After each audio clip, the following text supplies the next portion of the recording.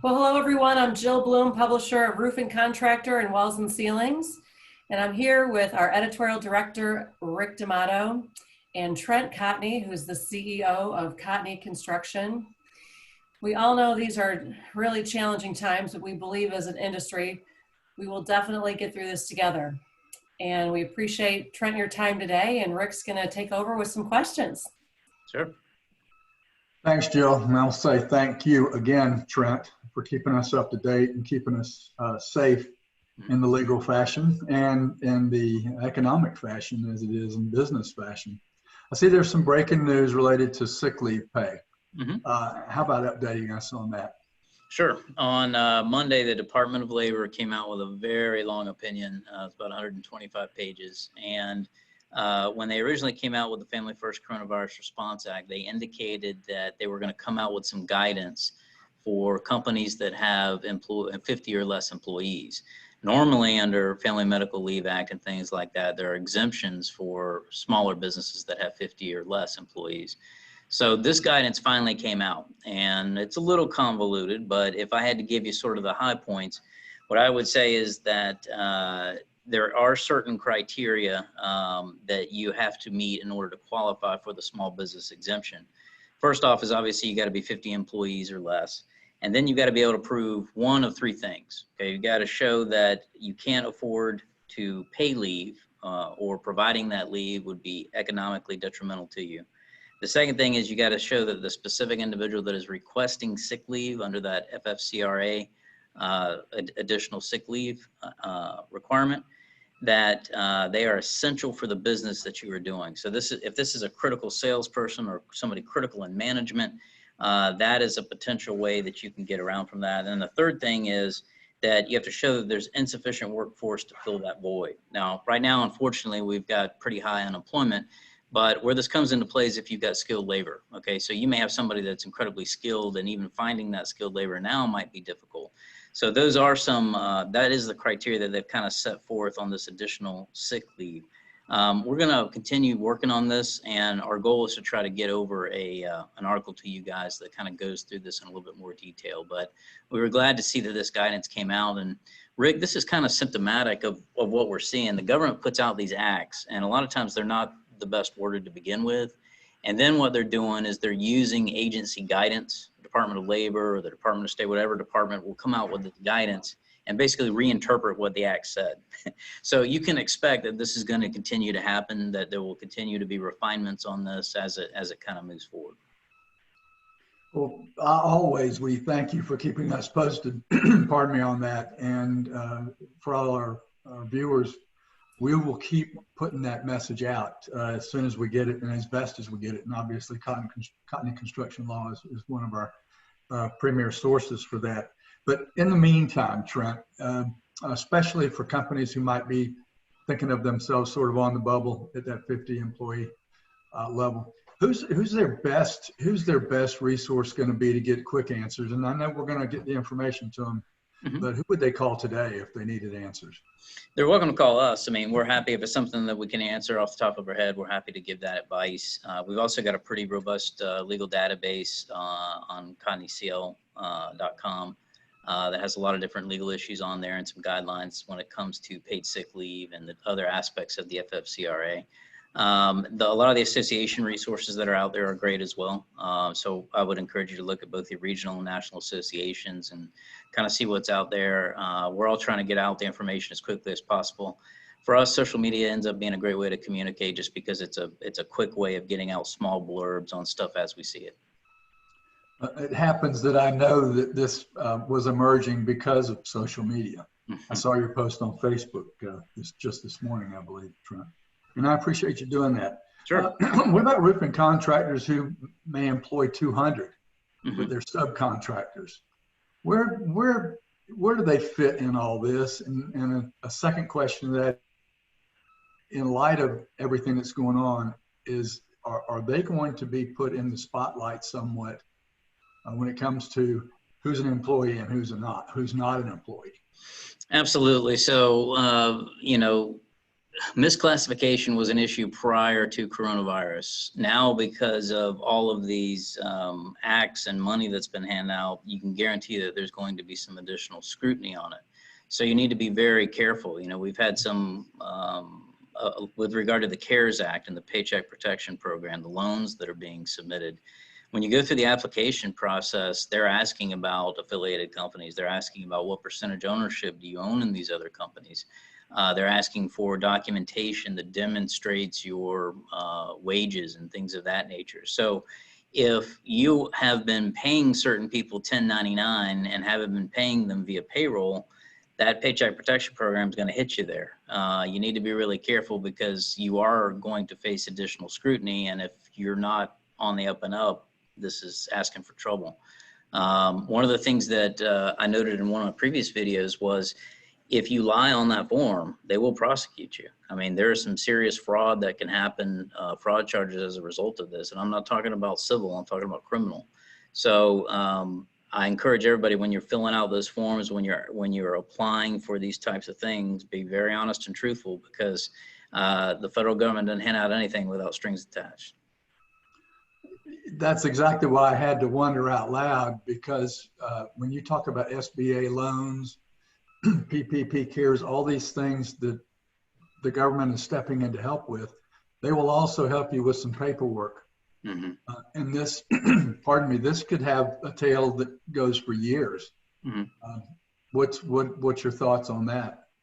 Well, I remember the old saying, the 9 scariest words in the English language are, I'm from the government, I'm here to help. So, you know, I can tell you from what we've seen assisting customers with the PPP program is the application is fairly simple. What's interesting is the actual logistics of this.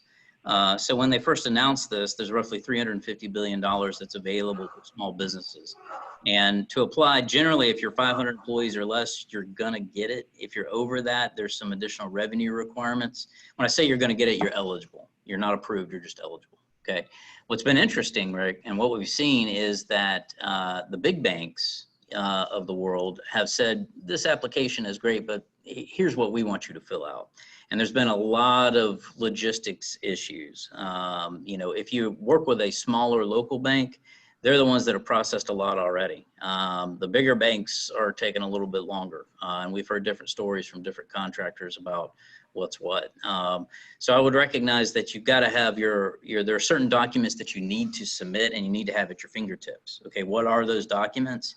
They are your W-3, okay? Everybody knows what a W-2 is. Nobody knows what a W-3 is. To be honest, I didn't know what it was, so I looked it up. What it is a summary of payroll information. Okay, you need your 940s and 941s. So if you're using QuickBooks Online and you go to archived reports, it's all there. Okay, I know this because I looked at it. The other thing that they're going to ask you for is your tax return for 2019. A lot of people haven't filed their business tax return because of the extension. So recognize that you don't need to have every single one of those documents, but you do need to be able to evidence payroll. And if you don't have that at your fingertips, you need to reach out to your accountant now. Okay, like I said, with all contractors, you need 3 good things. You need a good insurance agent, good accountant, good lawyer. Now's the time to have a good accountant because you need to lean on them to have those documents in your fingertips so you're not delaying the process. My advice to anybody that's listening to this is apply today. The funds will run out. They will absolutely run out. And if you don't apply today, if you're not in queue, then there's a good chance the money's gone. Okay, and whether or not they add more, I don't know. They could say, hey, we need to add another 350 billion. I don't know what it is. The other thing that most contractors don't realize is it's only for 2.5% of your monthly payroll, 2.5 times your monthly payroll. So this is not a $10 million loan unless you have that kind of payroll. So it's only designed to float you for a few months. And it's important to note that it's the interest rates we've seen are sub 1%, 0.98%, but the maturity is 2 years. So you've got to be prepared to pay this back. This is not a handout unless you're eligible for forgiveness, which is also difficult. So Trent, is there any downside whatsoever in going ahead and applying for this loan, even in the event you may not take the money? I would apply. I would apply, and this, like I said, this is a moving target. Okay, we have our tax and corporate department has been reviewing the guidance that's come out from the Department of Treasury, and the SBA, and it conflicts directly with what's stated in the CARES Act. There's absolute conflicts there. So what I would recommend is apply to it if you can. And if you can't get the Paycheck Protection Program Act, you may still be able to apply for a disaster relief loan. Okay, so you need to recognize there's some choice of remedies that need to occur, but the Paycheck Protection Program loan is a great loan. Why? Very low interest. I can't think of a single loan I've ever had in my life at 0.98% interest. Okay, the second is you are not personally guaranteeing it. Okay, for those of you that have credit lines out there, we all have credit lines, but those credit lines are personally guaranteed. SBA loan through PPP is not. So if you can get it, it's a great thing to have. Even if you don't use it, you want to at least go through the process and see what you can get. Sounds like good advice to me, especially if you apply for it now, you sort out if it's actually a part of your solution or not later. You don't have to spend all your time doing that right now. There's better things to do, but applying is important. It seems like almost everything related to COVID-19 pandemic is a moving target. We've asked you for your top 3 areas of concern for roofing contractors, and so far, the #1 item has been, are we an essential business? I'm not sure that's going to be your answer today, but what are your top 3 now, and what's #1? So when I look at this, Jill and Rick, I think about COVID-19 as a 3-phase problem for us. Okay, phase 1 was sort of the shock period. Okay, we have gone through that. And really that shock was driven by the various jurisdictions saying we're closing things down, the shelter in place, and only essential businesses can operate. We moved beyond that, okay? We are now in phase 2, and phase 2 is working under shelter in place guidelines, working through COVID-19. And to me, what that is, it's about being smart on AR, okay? It's about understanding that I mentioned in the video, you're no longer a bank for your customers. You need to figure out better ways to get paid. You need to focus on things that lend to quick payments, not, there are certain things that always dry up in recessions. A lot of times they are, new construction. I'm not saying that they're all going to dry up, but, we've seen some problems there. So you want to think about the type of work that you're accepting. You want to have frank conversations with your customers and see what's going on. That's probably the first thing is my concern with AR. And that's, slow pay and no pay. The second thing I think would be, navigating the CARES Act. We've just gotten a ton of questions on that, what to do, how to get the documentation. I would anticipate that if we're talking next week, that's probably not on my list as much because everybody's probably applied. And to be honest, the money's gone by that point. So the third thing, which I think we need to keep our eye on, and we as an industry, we need to be really involved with this, is what the federal government refers to as phase 4 infrastructure stimulus. Okay, oftentimes when, and check with your local state governments too. We're working with our lobbying group here in Florida. The infrastructure bills primarily focus on horizontal construction. Okay, they focus on roadway, utility, bridge, that kind of stuff.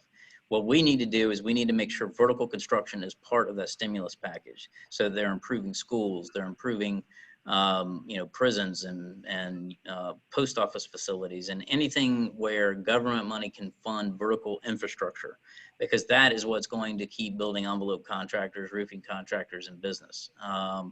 So I think it's really important that we speak up loudly now before the terms of that infrastructure bill comes out, because that's going to help us get through to phase 3, which I think is recovery. Okay, well, Trent, you don't need me to tell you you're the general counsel for the National Roofing Contractors Association. National Roofing Contractors Association is an active lobbyist in Washington, D.C. Where are they taking this advice of yours in terms of lobbying for the vertical infrastructure?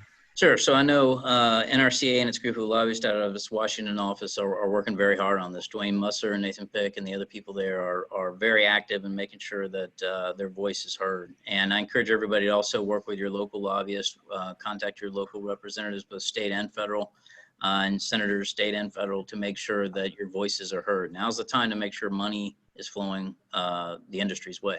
We've got to be able to have this. It's going to be a rough ride, and I want to make sure that the government is not forgetting the vertical contractors. Let's focus on roofing. Let's focus on building envelopes so that we can keep stuff going. If it's solely roadway, utility, bridge stuff, that's great, but that doesn't really do us any good. So.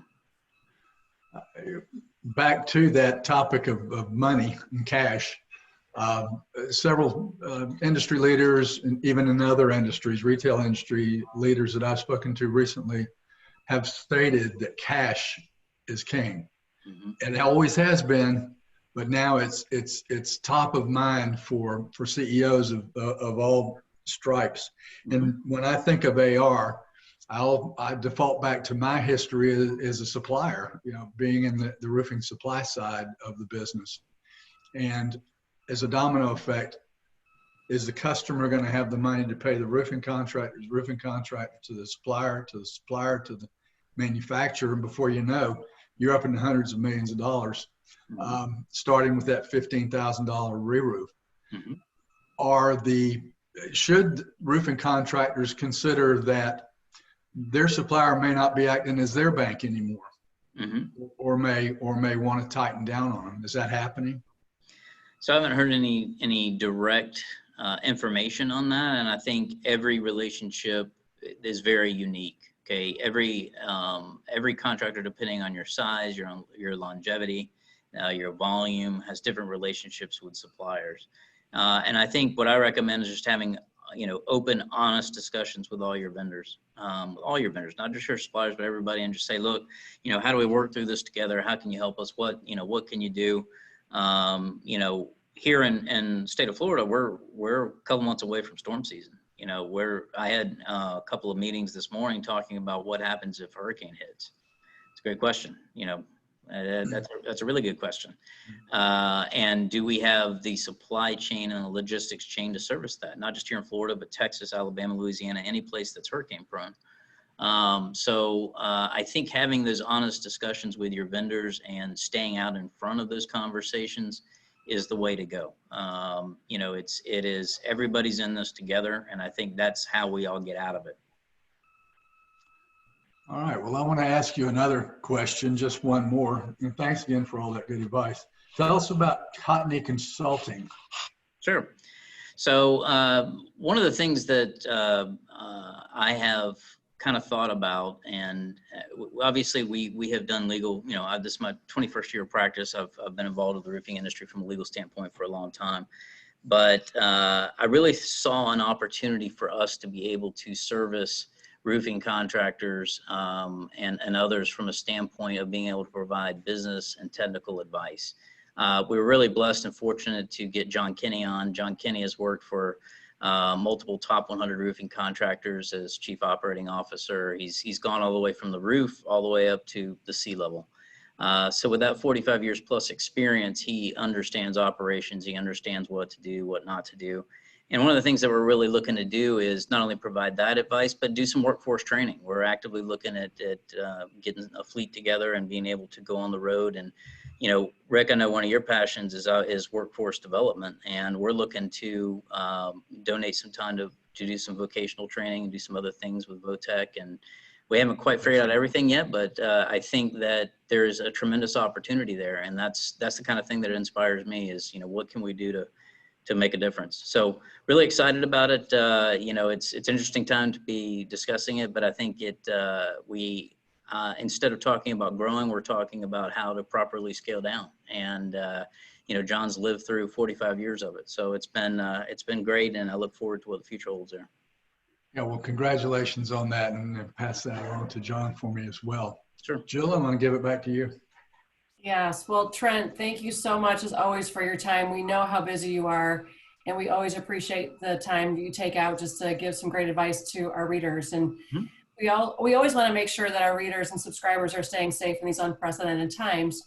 So if everybody that's listening or watching is not already a subscriber, please go to roofingcontractor.com or wconline.com and sign up for our digital magazines, or subscribe to our e-news, or like us on LinkedIn, Twitter, and Facebook.